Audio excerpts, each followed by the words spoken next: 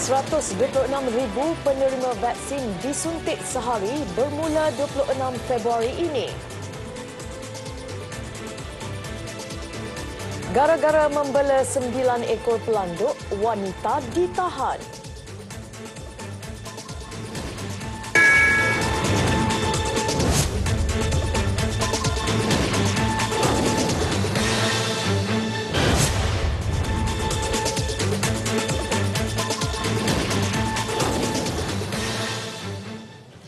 Assalamualaikum dan salam sejahtera. Saya Zaira Sri Zakaria. Kira-kira 126,000 rakyat negara ini dijangka akan menerima suntikan vaksin COVID-19 sehari menerusi Pelan Imunisasi Kebangsaan COVID-19 yang bermula 26 Februari ini. Menteri Kesihatan Datuk Seri Dr. Adam Baber berkata, seramai 7 vaksinator ditugaskan di setiap 600 lokasi vaksinasi yang ditetapkan. Di peringkat KKM, kita telah menyediakan setakat ini 600 dipanggil tempat pemberi vaksin. 600 tempat dalam negara.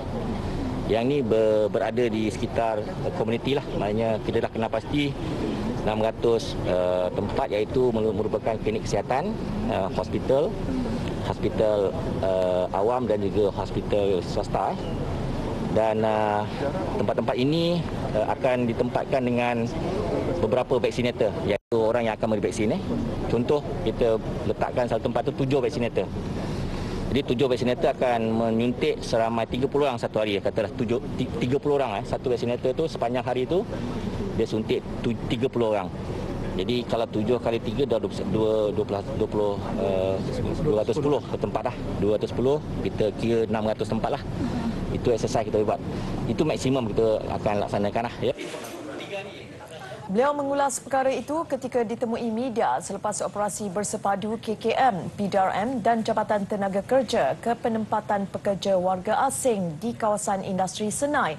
Tambahnya, fasa pertama penerimanya membabitkan kumpulan petugas barisan hadapan yang terdedah kepada wabak.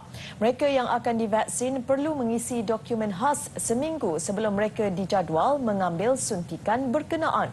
Sementara itu, beliau memaklumkan fasa kedua pula akan bermula pada Mac ini membabitkan penerima warga emas dan kumpulan yang berisiko tinggi. Manakala fasa ketiga, penerima vaksin membabitkan golongan dewasa berumur 18 tahun ke atas dijangka bermula bulan Mei. Kementerian Perusahaan Perdagangan dan Komoditi menjangkakan kira-kira 300,000 pekerja asing dalam sektor komoditi akan menerima manfaat daripada program pemberian secara percuma vaksin COVID-19.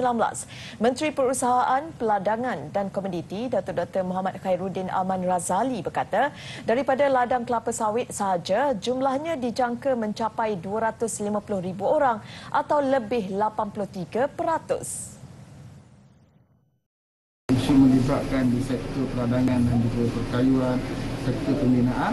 Kalau mereka tak vaksin, mereka boleh menjadi sebab kepada merebaknya COVID-19. Jadi kalau hanya rakyat Malaysia mendapat suntikan dan kita selamat, tapi jiran kita yang bekerja tidak selamat, maka akhirnya dia akan membahayakan kita juga. Dan itulah pesan akhir kabinet ialah kita berikan kepada seluruh rakyat Malaysia dan juga warga asing.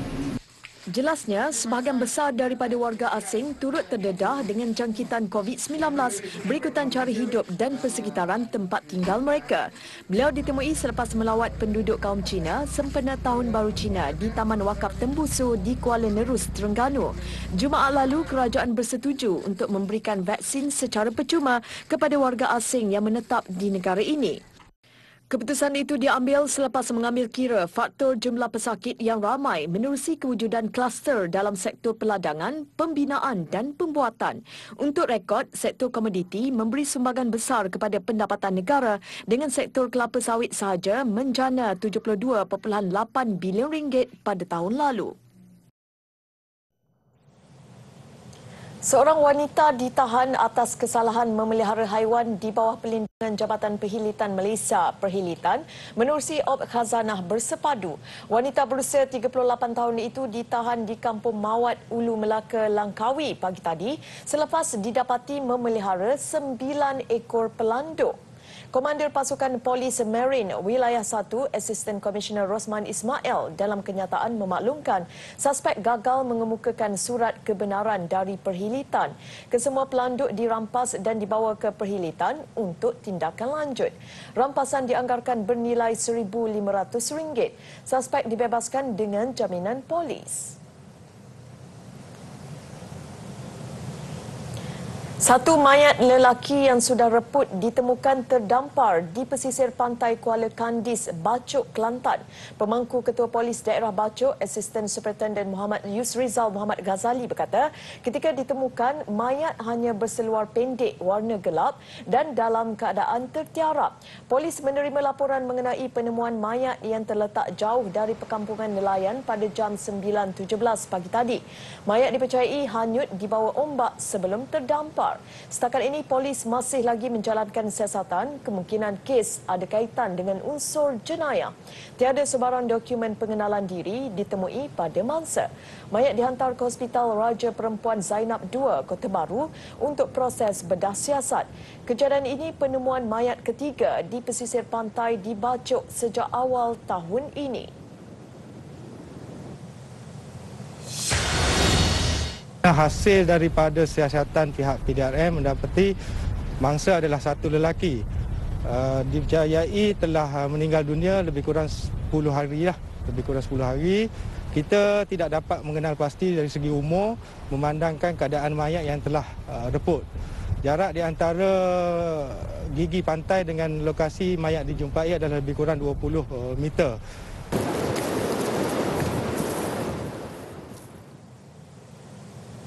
Menteri Kanan Keselamatan Datuk Seri Ismail Sabri Yaakob membuat laporan polis berhubung dua video tular didakwa memfitnah beliau. Setiausaha akhbarnya Azlina Mak Rusdi atau Rozi berkata, pihaknya mendapati terdapat dua akaun Facebook yang memuat naik video bertujuan mengelirukan orang ramai.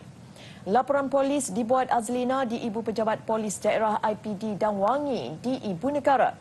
Video itu berkaitan sidang media harian Datuk Seri Ismail Sabri pada 14 April tahun lalu. Ia ditularkan kononnya sebagai sidang media terbaru dan mengelirukan rakyat. Kononnya tiada lagi saman dan kompaun jika melanggar SOP. Sebaliknya, rakyat akan terus dipenjarakan. Manakala video kedua ketika beliau menghadiri majlis kempen tabung Hari Pahlawan pada 15 September tahun lalu. Katanya video itu sengaja disebarkan dengan mendakwa beliau menghadiri majlis sambutan Tahun Baharu Cina. Penyebaran video disifatkan berniat jahat itu dan boleh menimbulkan kemarahan rakyat sekaligus menjejaskan kredibiliti dan kepercayaan rakyat. Pihaknya mengenal pasti dua akaun Facebook terbabit dan menyerahkan kepada polis untuk tindakan lanjut. Bertemu kembali. Malaysia mencatatkan sebanyak 3,499 kes baru jangkitan COVID-19 hari ini dengan jumlah keseluruhan direkodkan mencecah 261,805 kes. Ketua Pengarah Kesihatan Tan Sri Dr. Nur Hisham Abdullah berkata, Selangor masih mencatat kes harian tertinggi sebanyak 1,345 kes, diikuti Johor 802 kes dan Kuala Lumpur 511 kes. Terdapat 10 lagi kluster baru dikenal pasti dengan 3 masing-masing dilaporkan di Johor dan Kuala Lumpur, 2 kluster di Selangor serta 1 masing-masing di Negeri Sembilan dan Terengganu. Jumlah kematian bertambah 5 lagi kes, kesemuanya membabitkan warga negara. Manakala 263 pesakit dirawat di unit rawatan rapi, termasuk 118 daripadanya memerlukan alat bantuan pernafasan. Sementara itu, menurut Tan Sri Dr. Nur Hisham, sebanyak 3,515 kes sembuh dilaporkan mengatasi kes jangkitan baharu.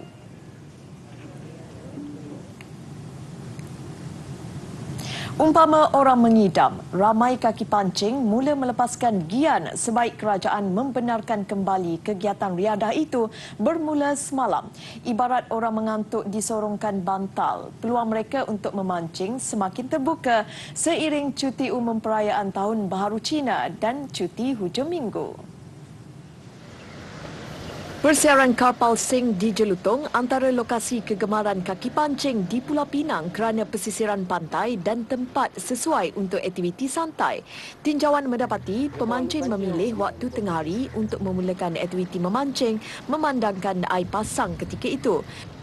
Tanpa melengahkan masa, mereka memasang umpan dan melontarkan mata kail menanti mangsa di bawah air termakan umpan. Masa menunggu juga digunakan untuk bertanya khabar dengan rakan-rakan pancing yang lama tidak berjumpa. Yang pasti, kebenaran untuk memancing meskipun disertakan dengan syarat membawa manfaat pada masa yang mencabar ini. Mancing macam ni dapat hasil lebih, bolehlah pergi jual-jual sikit. Dan taklah stres sangat duduk di rumah. Dengan duduk kerja tak ada, kerja korang. Kan, gaji pun taklah banyak sangat kan. Dengan duduk kena potong semua. Jadi alhamdulillah lah dengan kerajaan bagi kami keluar, boleh main pancing. Kami pun patut bersyukur lah kalau yang dah boleh mancing ni. Kalau tidak, kalau tak boleh mancing ni, duduk rumah pun mesti agak boring jugalah. Dia pun kalau korang ada juga sikit sebanyak pendapatan kami kan. Kalau kata kami keluar Phuket pun adalah kelebihan kami dan pendapatan kami juga. Kalau mereka tak bagi antara tu semua, memang silap market apa pun tak ada ikan, kerang pun tak ada, apa pun tak ada kan. Jadi kita bersyukurlah. Sambil menikmati riadah, prosedur operasi standard SOP tetap dipatuhi dengan pemakaian pelitup muka dan penjarakan fizikal yang selamat. Pemancing juga berharap kebenaran ini kekal memandangkan ia mengurangkan tekanan serta dapat menikmati udara segar selepas berkurun di rumah sepanjang masa. Buka boleh bagi pancing, kami taklah bosan sangat. Kalau tak boleh pancing, kira aktiviti kami semua duduk Pulau Pinang, semua tepi-tepi laut. Kalau tak ada pancing ni, macam kami tak ada ni, misalnya daripada kecil memang minat pancing ni. Mengikut syarat yang dikeluarkan oleh Majlis Keselamatan Negara MKN, aktiviti memancing untuk rekreasi itu meliputi memancing di kolam, rumah bot atau rakit, pelantar pancing serta bot pancing. Waktu yang dibenarkan ialah dari 8 pagi hingga 10 malam. Pasangan suami isteri Ahmad Zugairi Muhammad Zaki dan Nurul Hidayu antara peniaga bijak menggunakan strategi satu pek sarapan cuma berharga RM1 setiap hari. Mereka mampu menjual sehingga 1,000 pek. Segmen Pintu Rezeki Berita TV9.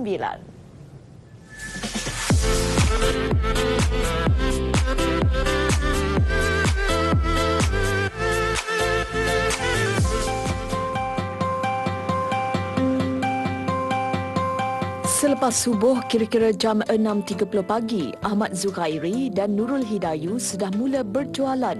Warung terletak di tepi kediaman mereka di Kampung Tasik, Bukit Payung, Terengganu dan mula dibuka sejak 14 Oktober tahun lalu.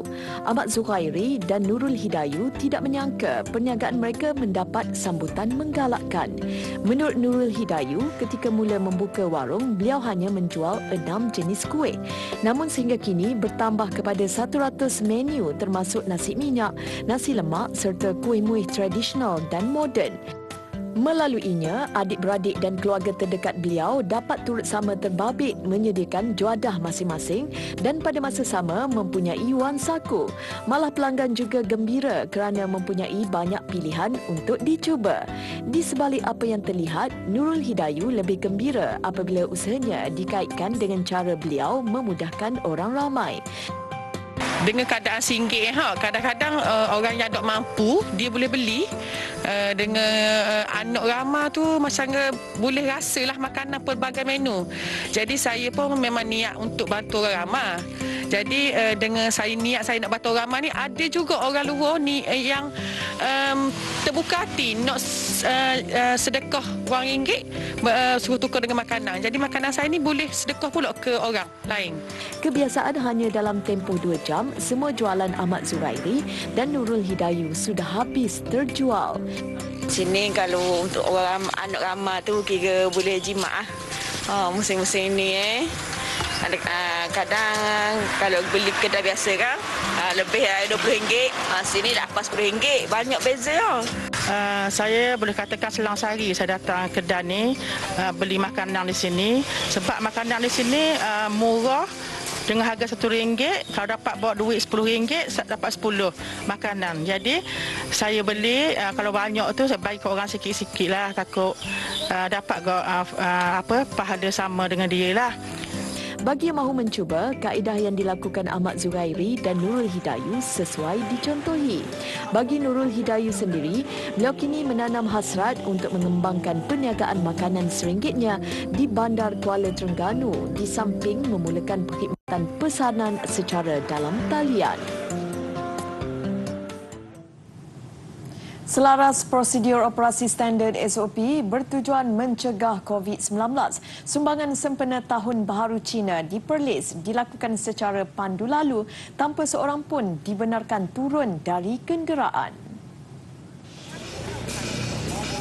Sumbangan 1,000 pek makanan berserta ampau itu dilakukan di Tokon Cina Jejawi bermula kira-kira 10.30 pagi tadi dan selesai sejam kemudian.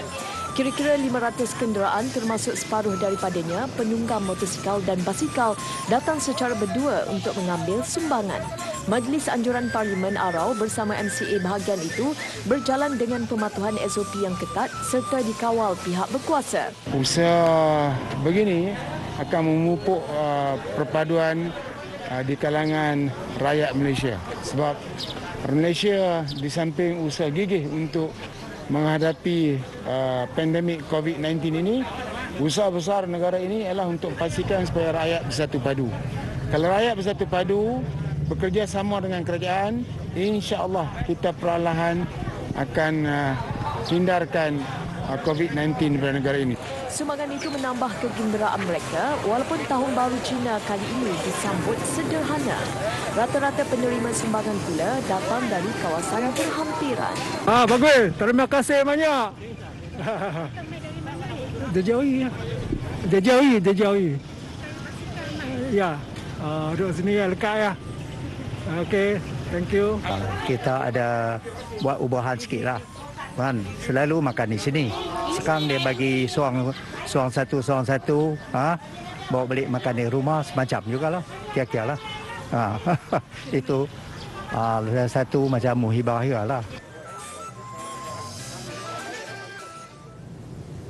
Gara-gara perubahan zaman, generasi baharu Cina peranakan di Terengganu dikatakan tidak lagi berminat untuk belajar dan bertutur bahasa Hokkien. Dan seperti dialami bahasa lain, bahasa Hokkien khususnya di Terengganu kini terpinggir dan hampir dilupakan. Secara am di Terengganu ketika ini, bahasa Mandarin dilihat lebih dominan. Ini menyebabkan bahasa Hokkien terpinggir sehingga mewujudkan jurang komunikasi antara penuturnya. Malah ada persepsi bahasa Hokkien dianggap sebagai bahasa Cina kampung.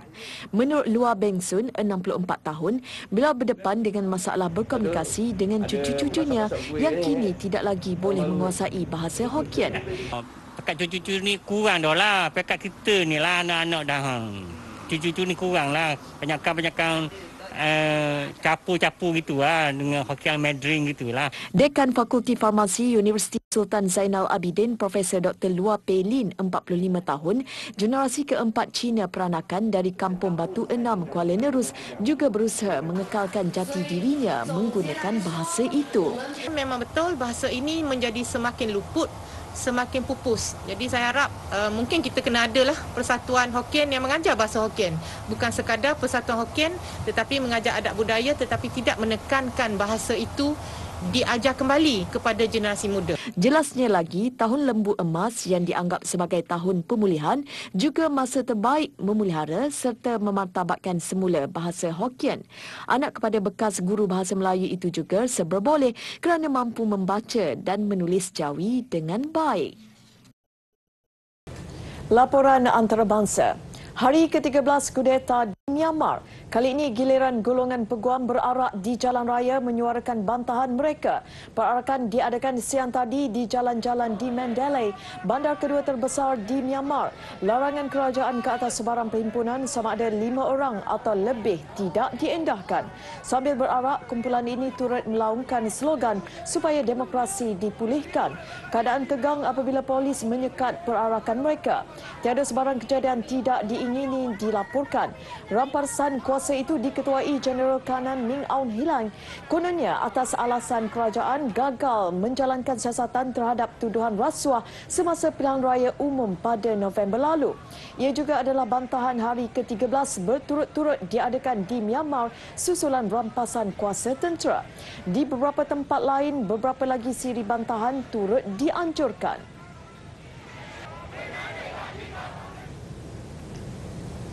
Selepas program vaksin secara besar-besaran di India telah dilaksanakan bulan lalu, peminat kriket mula yakin untuk berasak-asak kembali di stadium bagi menyaksikan perlawanan antara tuan rumah dan England.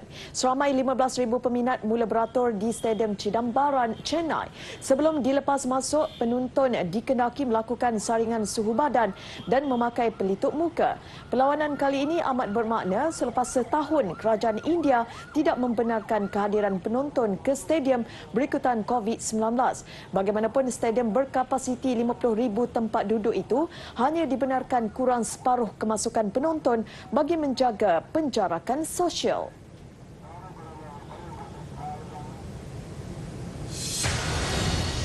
Bandar Zigong di Sichuan, China dilimpahi cahaya berwarna-warni serentak pembukaan rasmi Pesta Tanglon Dinosaur Antarabangsa Zigong ke-27. Pesta dibuka secara dalam talian pada hari pertama sambutan Tahun Baharu China. Ekoran kebimbangan mengenai COVID-19, peminat boleh menyaksikan pesta ini melalui media sosial dan saluran TV tempatan di China. Pelbagai reka bentuk tanglon didirikan di atas tapak seluas lebih 36 hektar di Zigong ini. Pameran boleh ditonton secara langsung pada setiap malam sehingga Rabu ini. Menurut penganjur, Taman Tanglong akan dibuka kepada umum pada akhir tahun ini jika bahaya COVID-19 turun ke tahap terendah.